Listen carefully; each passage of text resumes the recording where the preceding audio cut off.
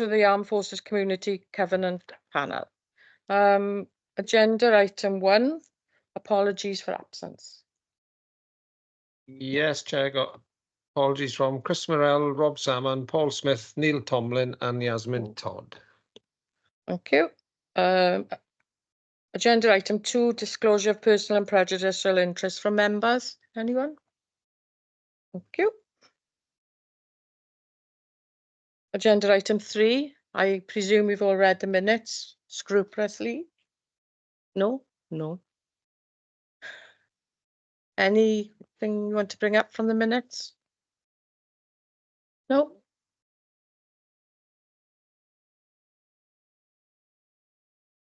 Agenda item 4, we've got Rachel Pook from South Wales Police, the criminal justice system. I was just going to say something different then. So if you'd like to have your turn, that would be great. Rachel, it's the button, red button with a hand on it, and your microphone should come on. There we are. So thank you very much for letting me invade your meeting this afternoon.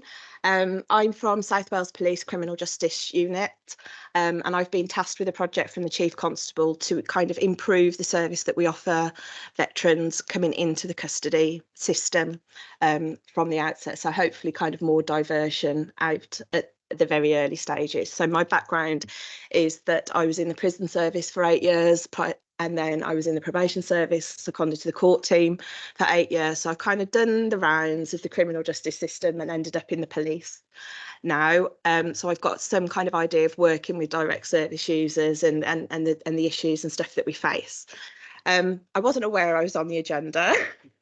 So I'm kind of winging this as we go. So I'll just give you an overview of the project that I'm doing. So it's got a couple of strands to it. The first one is that I'm developing a directory. I know there's various versions of those directories that have kind of gone round in the past, but a lot of them changed during COVID, and various charities have shut down and changed and merged and all that. So I'm updating that directory.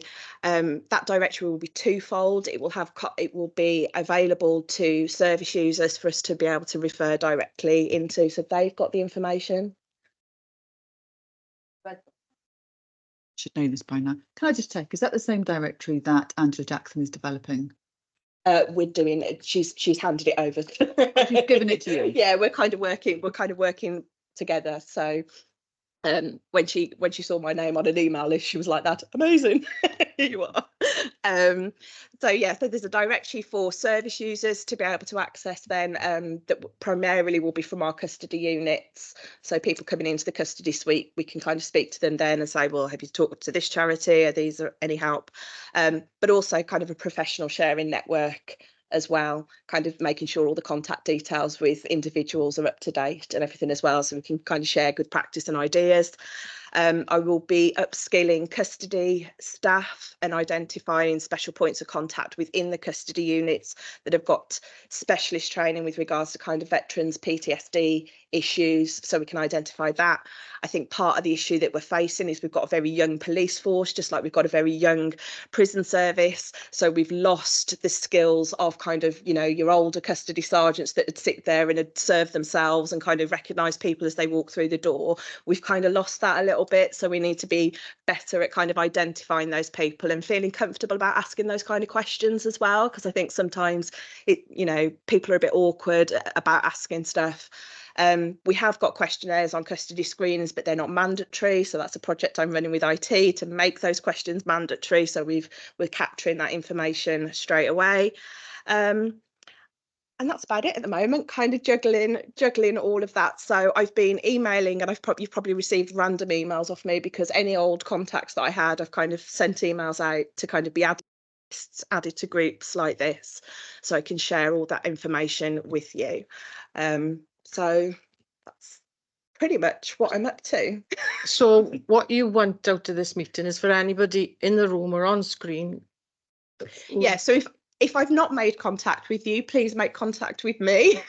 Make yourselves known. If there are any projects locally running to you that you think would be of interest, that would be fantastic as well, because the directories for South Wales Police but I'm not limiting it to South Wales. I'm, you know, if there's projects available, we're going to be dealing with people out of our area. So I want kind of national contacts and all Wales contacts and stuff as well. So any information that anybody can provide would be fantastic.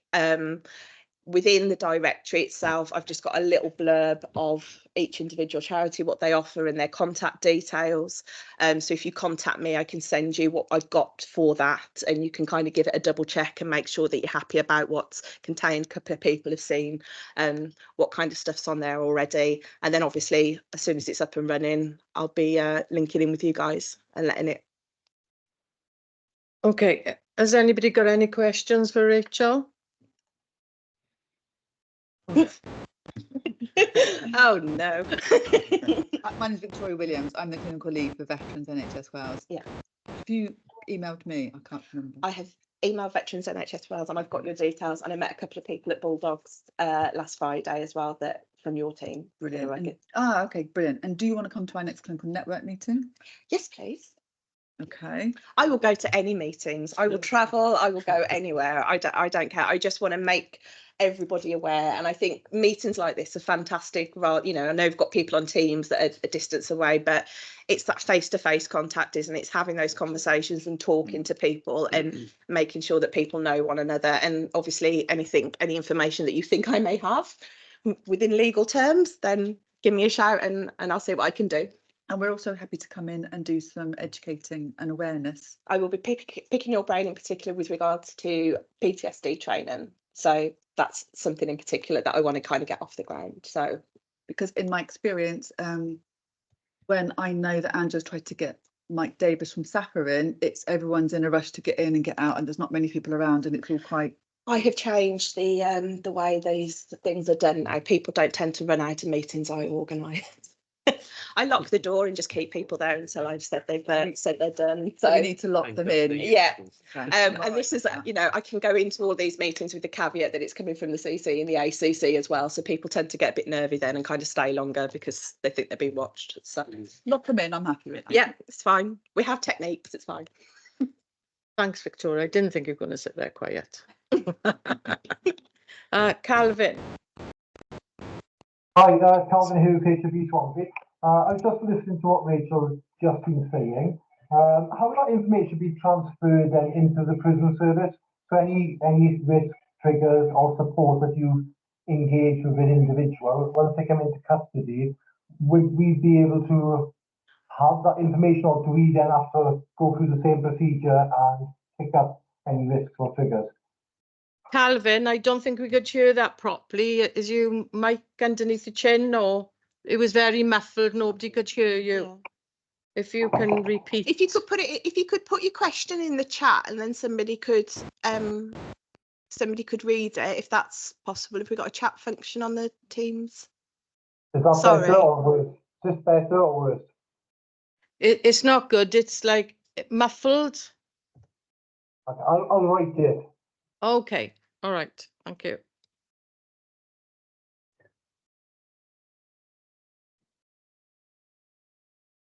Thank you very much. No problem. That was interesting what you were going to do anyway. Or trying to go. Well, I've said it out loud now, so I'm going to have to keep my promise now, aren't I? You're going to get on with it now. You're going to get on with it.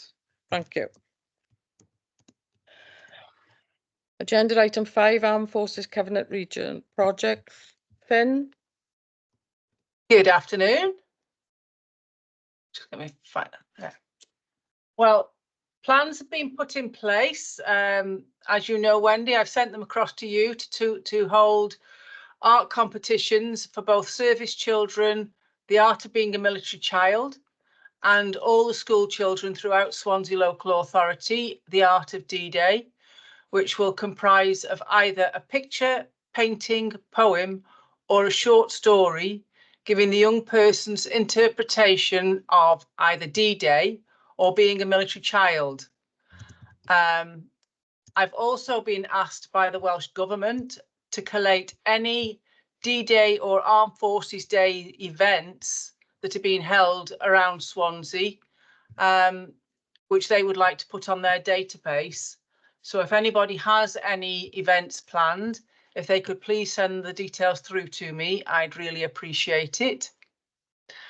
I am also currently updating the contacts on my database and the areas of Wales they wish to receive information for. So if you haven't already, could anyone attending please reply to the emails I've recently sent out or get in touch with me, even if it's to be removed from the list. That would be very much appreciated. Funding sources. There are 3 programmes out from the Armed Forces Covenant Fund Trust at the moment. The Service Pupil Support Programme, which ends in May, I believe. And this is for education and the funding of armed forces children through schools and other programmes.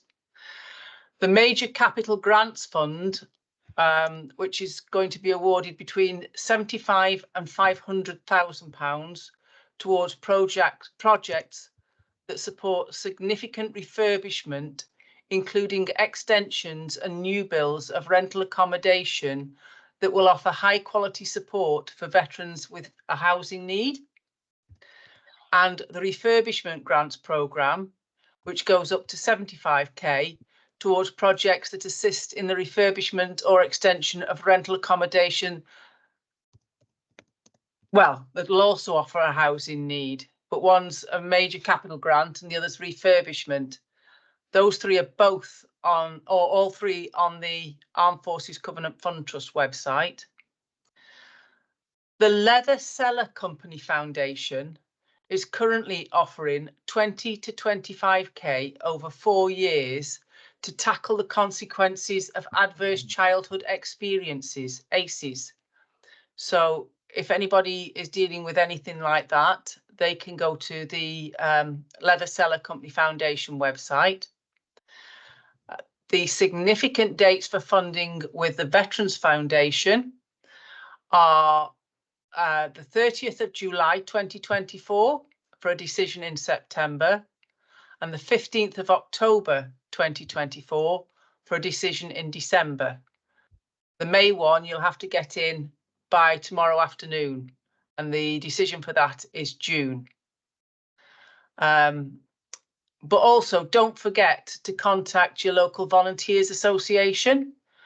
They hold a database of all the funders that's available for different things, not just the armed forces, but is available whatever your programme is. We'll still be able to access it.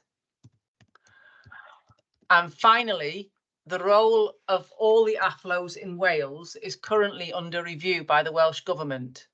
And I'd just like to say a big thank you to all of those of you that have already been contacted and spoken with the evaluator. He's had a very positive feedback from everyone and doesn't believe the Welsh Government realise the golden nugget that they have in the AFLOs. So thank you very much, because I know that there are quite a few people there that he's been in contact with. Has anybody got any questions? Anybody? Victoria? I'm on a roll today. Finn, can I just say I completely agree. I think you're brilliant at what you're doing, and I really value your input. So yeah, good luck. Thank you very much, Victoria. Thank you, Victoria. Thank you, Finola. No question? Oh, yeah, I don't think. Finola? Yeah. We are meeting on Monday, Spencer and myself, with him. Oh, to I can't wait to say something horrible about you.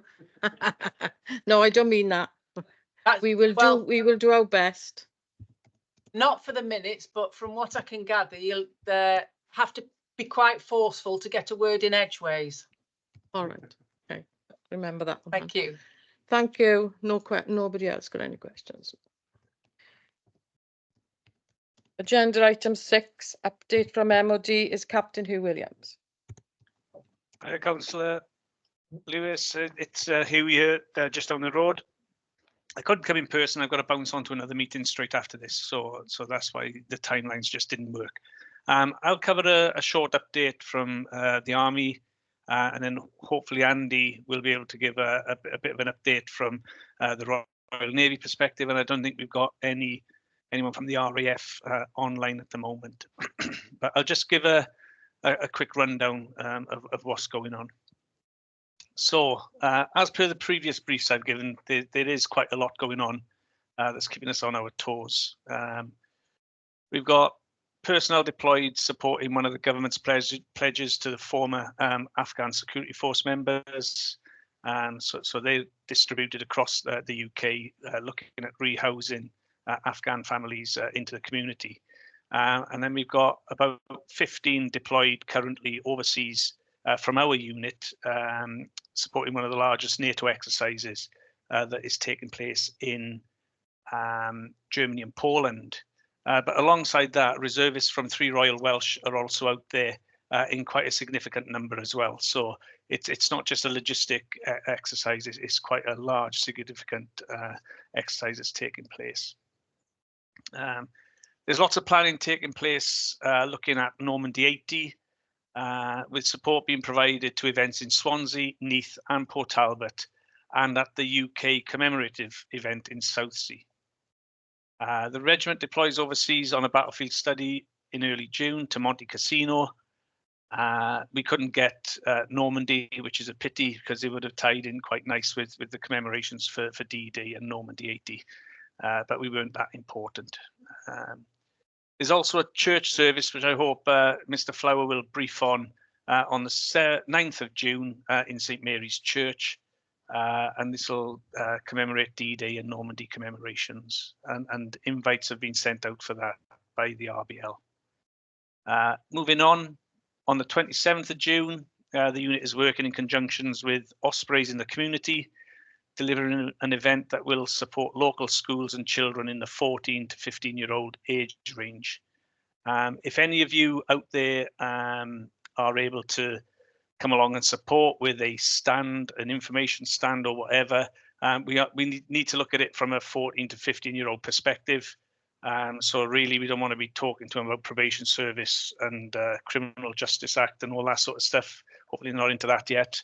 But you know, we're trying to educate them into the role of the armed forces. So requests have gone out to the Navy and the Air Force as well to come along with their recruiting groups, but also we've got the police, fire and ambulance coming in from an emergency services perspective. So if there's any other organisations out there that think that they could add value, drop me an email and then we'll have a look what we can do and combine. There's about 150 to 180 children in this age bracket that are coming in. And the more information stands and displays and interactive items that we can put on, the better it will be for these youngsters to get a look at life of what is out there for when they leave school. Continuing on then, so the main focus really that I've got my attention pinged onto is Armed Forces Day 24 and the Wales National Air Show. They will take place concurrently over the weekend of the 6th and 7th of July, down on the Swansea seafront across there. Armed Forces Day will be celebrated and commemorated on the 6th of July down at the seafront, so it'll combine with the air show. There's lots going on, so please come along, have a look. We've got 10 charities in the Covenant marquee, which is good news. But the marquee will be extended slightly, thank you to Swansea Council, with a veterans area put in there so that veterans can come in, chill out, have a brew, and then hopefully then engage with the charities that we've got in the marquee. So there's that piece there. Lots of armed forces, Navy, Air and Army will be there, along with all the cadet services and the likes of, with as many displays as we can pull together. The Armed Forces flag will be raised at 1200 hours on the 6th of July. So that's the sort of set off for the Armed Forces Day. So if you can be there, then that'll be good. We're moving the stage from where it normally is. It's going to come down onto the seafront itself to where the military village has been located in previous years, and as it will be this year as well. So that'll be taking place there as well. So there's lots going on. And if you are interested in attending, the marquee is now full, the Covenant marquee, so we can't fit any more charities in there. So I do apologise, and we're starting to get requests in now from people who have missed the sort of window of opportunity. But we'll see what we can do. So if you do want to come along, send your request through to the special events team at Swansea Council. They look at it, and then we'll see if we can work you in, because the majority of you have got a military angle towards delivering support to our veterans and our service community. So if you still want to come along, but you missed the window, send me a request and we'll see what we can do. Okay. I think that's enough for this meeting, because like I said, there's a lot going on. So if anyone's got any questions from an army perspective, if you want to fire them my way now. Hugh, I'd just like to say something you said about the Armed Forces Day will be at the air show. It will, but it will also be on the 29th at the Rotunda. We will be having a service and the flag raising at the Rotunda on the 29th, just for anybody to be aware that there will be two. That's the day, Armed Forces Day, so it's going to be on the original day as well. Brilliant. I'll be there on the 29th as well. So. Anybody got any questions? I can see a couple of hands up. I can, Councillor. So, Pat, what can we do for you? Hi, I'm from Citizens Advice Swansea Neathport Talbot, in case you didn't know. I was just wondering if there was any way that we could, I'd need to persuade somebody to work on a Saturday, but if we could come along to the air show for volunteer recruitment, because I'm sure there are loads of veterans out there who've got lots of skills that we could use as volunteer advisors. And it's also a good training pack that we have that, you know, sets people on the road to a new career path. Okay, from my perspective, I can't approve that, and I do apologise. But I see that David is online from Swansea Special Events Team, and he's got his hand up twice, so he's really, really enthusiastic about something. So if David, what are your thoughts there, mate? Can I come back on some of the first points, if that's all right, Chair? Just with respect to some of Captain Hughes' initial comments, and to sort of reaffirm what you followed up with. Just to confirm on the Armed Forces Day, Swansea Council are hosting two this year. Swansea will be hosting its Armed Forces Day as it does normally at the Guildhall on the 29th, as you stated, and it'll be the Wales Armed Forces Day on the 6th. I just want to make sure that there's the sort of distinct difference between the two. So it's Swansea on the Saturday as normal, and the Wales element on Saturday the 6th. Second thing there is, who mentioned a flag raising at 12. That time is to be confirmed. We're just waiting on some confirmation in respect to the timings of the red arrows. That's very much within their gift and subject to another display that they're doing. But as soon as they have confirmed their timings, we'll be able to confirm the timings of the flag raising. I don't want 9 jets flying over as we're doing a flag raising or anything similar. In respect to Pat's question, I think it was, I'll drop an email address into the chat. It's special.events@swansea.gov. If you send us your details there, one of the team will come back to you and pick that up for you. Thank you. Thank you, David. Anybody else? No. So that concludes the army. I'll hand over to Andy now, and I don't know if anyone is. Fran, are you going to cover RAF or? I'm not here. I'm not due to speak, sir. But all right. Yeah, no problems. Yeah, don't worry. Don't worry. Yeah, that's okay. That's a good pass. So I'll hand over to Andy now. Okay, thanks.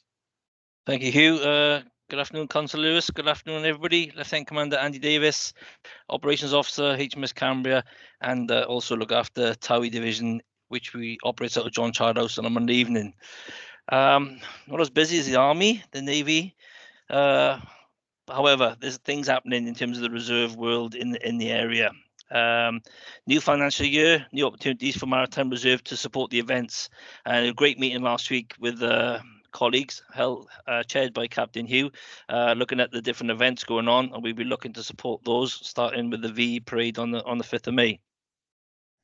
lots of recruiting events that we will be looking to support as well. So we need to increase our numbers, because as we know, with people, you can do more. The Wales Air Show, they're still planned to have a HMS ship in the dockyard, but that detail will come out closer to the time. As you can imagine, it's classified with the movements of particular grey ships. HMS Cambria have kindly been given the opportunity to exercise the freedom of Swansea on the 28th of September. Looking forward to planning that now with Joanne Jones when she's back, with our Royal Marine Band parading through the centre and finishing off at the National Waterfront Museum. And then lastly, the issue of King's Coronation Medals is starting to take place, and we're looking to do an event in Cambria, but I also like to do an event in Towie Division as well, and look to invite some of the local civic dignitaries to come and see Towie Division in John Chard House and make an evening of it, and that will be pretty good. And that's it I have for the RN and RNR element, if anyone's got any questions. Thank you, Andy. Anybody got anything to ask Andy? Thank you very much, both of you. Thank you. We go on to agenda item 7, Swansea Bay University Health Board. Steve, I can see you're on the screen. I am Chair, thank you, and I can see that Victoria, my colleague, is in the room with you. So we haven't planned this, but we probably do it as a joint venture. I just said that, Steve, to Victoria. I knew she wouldn't sit there quiet, so. There you go. Well, just a very brief update. We've since this meeting last met, we've had I think one Swansea Bay Armed Forces forum. That was back in February. We had a very good presentation from Kerry Stilwell on the Bulldogs for veterans. That was something that not many of us knew much about, even though the Bulldogs base is a stone's throw from our head office in Baglan. So that was excellent. We had a session on the additional needs specialist team that working with veterans and their families, from Karen Ross and Emma Perrin. I don't know if those ladies are in the room with you. Then Victoria came on, so I'll leave her update. And then we had the usual update from Welsh Government and from our artificial limb team. Leon Murniex, who many of you know, then talked about the coffee morning. Now, you'll recall that last year we had a coffee morning that was open to pretty much anybody involved in the veterans community, and that was pretty well attended, but we would like to do better. So Leon is looking at a date and time and place to repeat that, and I hope that the invitations will go out in due course, and that as many of you as possible will be able to come. And we also had an update on our Swansea Bay Health Board's attempt to get its gold standard employer recognition. We are not there yet. As I've said to this forum before, the biggest challenge is establishing how many of our sort of 14,000 employees have a military background or a current military association, and it's harder than you think. Because, well, for various reasons, administrative reasons, sorry, but we're working on it, and progress is being made. And I hope one day to be able to say that we are back with everything that we need to go for our gold standard. So that was that, and I will happily hand over to Victoria to tell us what she's been up to. Which I know she's been very, very active. Thank you, Steve. Victoria. Thanks, Steve. That Armed Forces meeting for the Health Board has been moved to a Tuesday, and unfortunately I can't do Tuesdays. So while it's on a Tuesday, I'm not going to be able to attend. I'm not suggesting you move it. I'm just letting you know I won't be attending them while it's on that day, unfortunately. We have a lot. I will take. I mean that's ridiculous that you. So we will do it on another day. You know, as chair of that meeting, I think I can make that decision. Any other day but a Tuesday. When I saw they were all on a Tuesday, I thought, oh dear. But yeah, it'd be great because I know Carrie from the Bulldogs and I know the Bulldogs, and they're a fantastic organisation. They recently had their grand opening, and I've been with them since the start, so it's really good to see how that they've progressed. In terms of Swansea Bay, we have been busy bees. So we had our clinical network meeting recently, and in discussing in the clinical network meeting, we were looking at how we could improve our communication with the GPs, because they're a constantly changing bunch and they're also a really busy bunch. So we've decided, so I was speaking to Natalie, who I can see is online, and she gave me a link into one of the GP clusters. So we've been in contact with them. Are going to attend their GP cluster meeting. And I'm going to try and get into every GP cluster meeting just to talk about our service, because I also audited our service, and we were looking at when GPs refer in directly to us and comparing that with GPs referring into primary care, who then come to us. And on average, there's a 10-day delay if they go into primary care, then come to us, with the longest delay being 36 days. The other thing I looked up was if a GP refers into our service, whether it be through primary care or not, there's a 36% chance that they're going to start therapy. But if a veteran self-refers into our service, there's a 47% chance that they're going to start therapy. That's not completing, and that's just my last year. But from that audit, what that's telling me is that we really need to emphasize the self-referrals rather than people going to their GPs. So do not send them to their GPs. If you think they've got a military related mental health difficulty, then they need to come straight to us. Can I just ask you on that bit? Go on. Because I've referred people to you. So does it have to be themselves, or can it be an organisation? I haven't compared the organisation's data Or yet. somebody like me referring? But there's more, in my experience, there's more likelihood of people coming to us if they do it themselves, because therapy is a funny thing. You've got to be in the right place at the right time. All your ducks have got to be in a row in order to start therapy. So I would always advocate self-referrals. Please still referring to me, because sometimes it doesn't mean that they're not going to start therapy. There's just a higher chance that they will if they come into us. And don't forget, from that referral, there's still only a 47% chance that they're going to complete their opt-in, that they're going to come to the assessment, and then they're going to start therapy. So, for example, at the moment, in the last 3 months, we have had 29 people referred in. And of that 29, only 15 have opted in. So that means that they've been referred to us one way or another, but of the nearly half of them just haven't kind of done that opt-in form, and we've made that opt-in form really easy. So it's literally phone Anna, she'll do it for you. Take a picture on your phone, send us the information by email. It's really easy. Anna will call everyone that's referred into us and say, right, what can we do? How do you want your assessment? Do you want online? Do you want to come in? So we make it as simple as possible. And it's not that we're judging people for not coming, because it just might not be the right time. It's just that we want to kind of get as many things right as we can, that people have got that autonomy to then start therapy. Just on that note again, it could be you saying that you're not judging it. It could be that day they were going to come to you, they're worse that day. Yeah, so they can't come to you. Yeah, and then but then what they do then is not reapply. They just don't. Some don't, but some do. So some people will say, I'm having a really bad day, and then what we will do is say, we'll offer you another appointment. So, I mean, I've had people miss 4 appointments, like 4, that's 8 hours of my time that they just haven't attended because that wasn't the right day for them for whatever reason. So you've got to kind of weigh it up and balance it, because if they keep having bad days, are they ready for therapy if they can't even come for an assessment? So in terms of our waiting times, we are seeing people within 2 weeks, and we've got waiting time for therapy is about 5 weeks.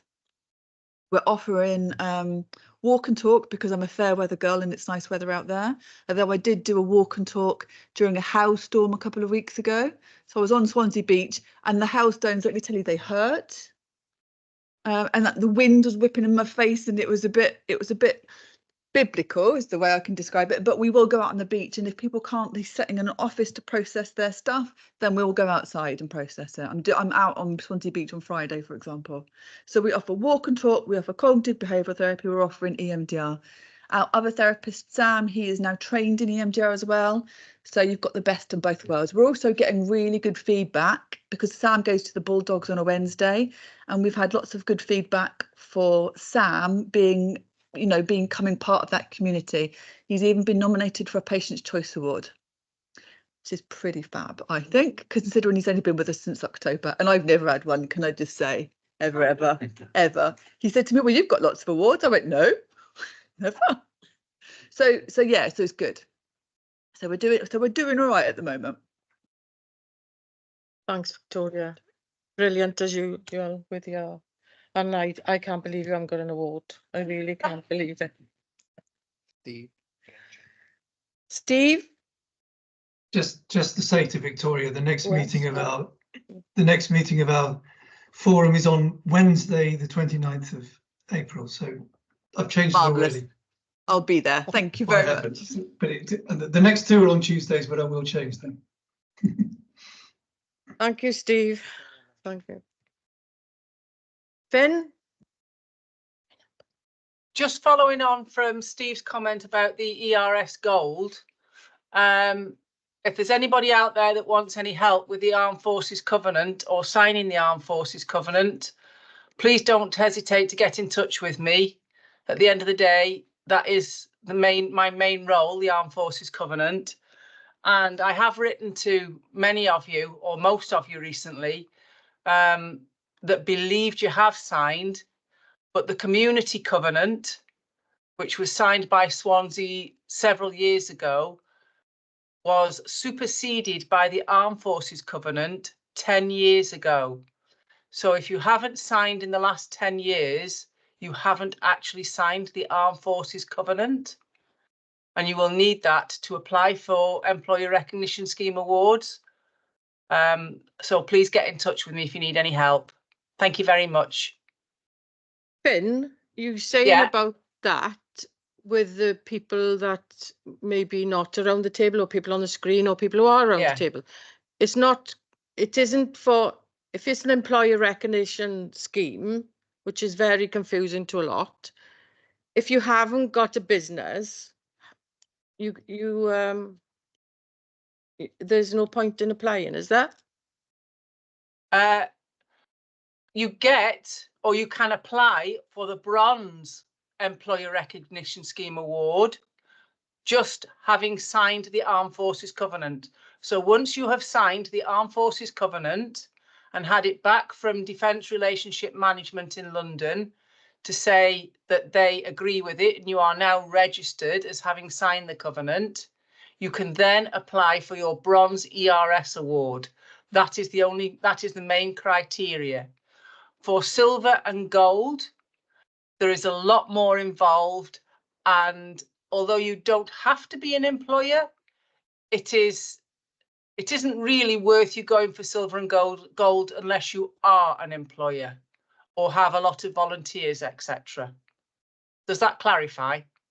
Yeah, thank you. I hope it clarifies with everybody else. It is a confusing issue for people who signed it 12 and 5 years ago. It's confusing to do it again. A lot of people don't know what it's for because they've already signed, but so hopefully it'll be in the minutes. Yeah, that's good. The big difference is the Community Covenant, which was signed by the council post 10 years ago.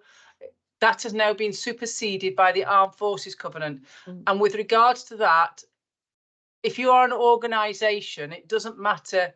For example, Cakes for Heroes, which is one lady in Birmingham who bakes fairy cakes and takes them up to the hospital to all the service personnel. She has signed the Armed Forces Covenant.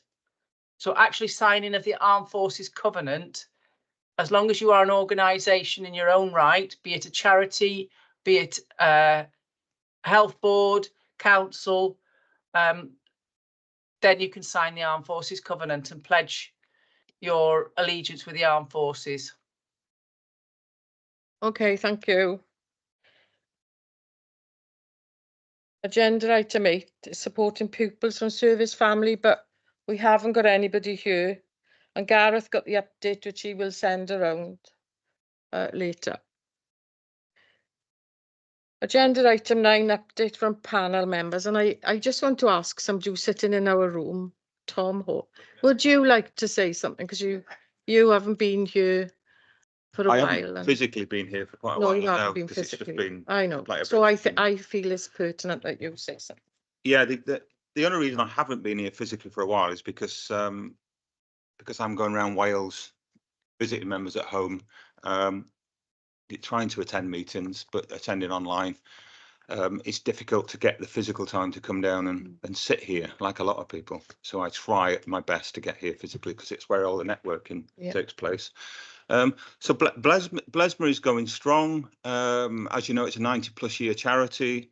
We've got a fundraising team in Chelmsford. That's where our main office is. It sits in Essex and Chelmsford. So we've got about 53 full-time paid staff. The majority of those are in Chelmsford. We've got another 8 equivalent of me around the country who are doing welfare and wellbeing support, sort of leading in their areas. It varies from the support officer in Southwest has got 375 members that she personally supports. I've got 310 currently. It was more, it's just decreased slightly, but it goes up and down. But I cover the Wales and the west of England.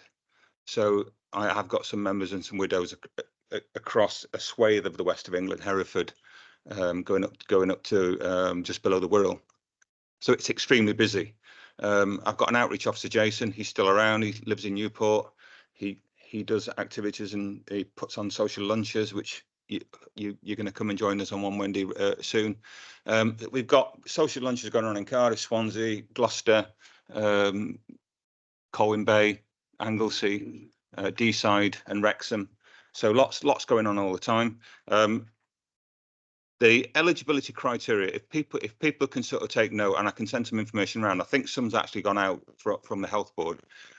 The criteria is anybody who's lost a limb, that includes an eye, not just an arm or a leg, they can apply to join Blesma, and it's a really painless process to join Blesma.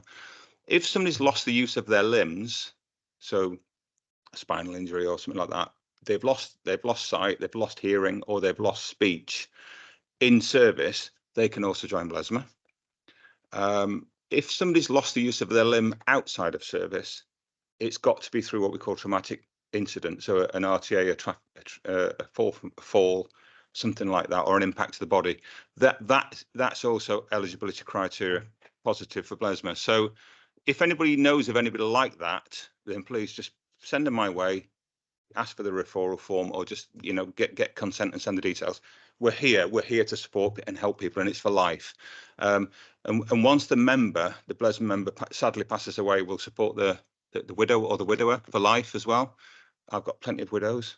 I think the majority of my members at the moment are probably 55 and above, but I have got quite a few younger members as well. The younger members a lot of them are quite active, so I tend to find that I'm supporting a lot of the older members these days, and I think that's probably a trend across the board. It's more elderly. But yeah, if anybody's got any questions, I'll pass the information. But we've just got a new chief executive, Viv Buck, ex-brigadier, RMP. She's just taken over Blesma, so she's going to be cracking the whip shortly. She's coming to visit as well very soon. I'm hoping to bring her up to Swansea if I can. So she's actually just going in for a CBE next Tuesday to Windsor for her time in the army. So she's quite proud of what she's achieved, and she'll be probably taking the reins of Blesma for the next 5 years. Yeah. Any questions, anybody? Only offer me. No, it's not a question. It's no. just a statement. I didn't realise the things you were just saying. I just thought it was you lost your limbs, forces, but you've said a lot more now. Yeah, it's a lot wider. I didn't know that. Yeah, that will help a lot it's a of membership association. Yeah. So I mean, you mentioned the Bulldogs. We don't necessarily spend a lot of time at the Bulldogs and certain hubs because we don't have members using it. If we had members actually going and using it, if we had members in that area, I'd spend a lot more time there. So if people think, oh, where's Blesma? That's the reason why. So it's not that we're ignoring people. It's just we're trying to concentrate our efforts on where people are and where the need is. So yeah, it's quite a wide criteria. They're not getting support from elsewhere. Yeah, yeah, and I work with lots of partners and agencies to make sure that we spread the love and we help each other out. And I will help anybody. People like Finn and others. We do work together all the time. Finn really helped me recently with an issue in Bridgend. So it's all about partnership working, I think. It is. You helped me once, so it goes around. Yeah. And I am really glad there's 8 of you around. Yes. Caring for people like you do. Yeah. Thank you. Thanks, Wendy. It's okay. Thank you. Anyone else would like to say anything or ask a question? Phil, sorry. Right, okay. My colours mixed up. Good afternoon, everybody. My name is Phil Flower. I work for the Royal British Legion, covering West Glamorgan, Carmarthenshire, Ceredigion and Pembrokeshire, overseeing the poppy peel, which has brought in around 2 million this current year. So it's a really, really busy job. I'm also the chairman of the Royal Air Force Association and the City of Swansea branch within Swansea. I'll keep it short, but personal thanks to the chair and David Price-Steer and anybody else involved with the major event that we've got coming up in relation to D-Day 80 that we call it, or Normandy 80, whatever you want to call it. A massive team of people, volunteers, all planning this behind the scene, one of which is Kelly here, the secretary, and she's been involved in organising the risk assessments for the council, all the public military event forms that will go in for this and any other events that will take place this year, and they'll be copied through to the council to make sure everything is organised. Road closure for the D-Day event, which is literally running along Oxford Street from the main entrance to the Grand Theatre to St Mary's and back. We're really lucky that it's in a pedestrian zone, apart from about 100 metres of it. So the restrictions that and the complications that the South Wales Police come across with providing road closures, we're really lucky with that.